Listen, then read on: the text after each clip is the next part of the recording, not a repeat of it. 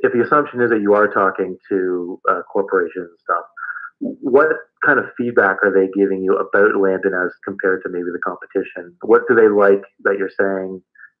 What do they like that they're seeing?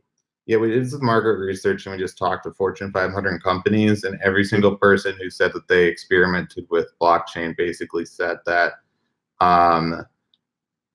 we had 6 months to come up with some proof of concept, which is generally like if Visa or someone does a blockchain discovery process, they'll have a department that just does new technology, right? And that they come up with proof of concept. So someone from up and give us a report as to whether we should continue investigating this as a potential new technology for the company.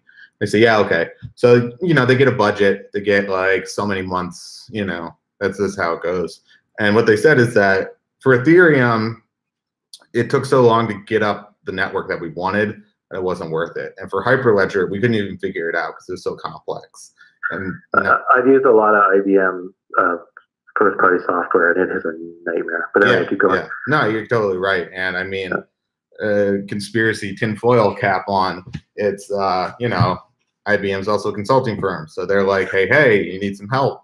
This is not crazy, a crazy tactic.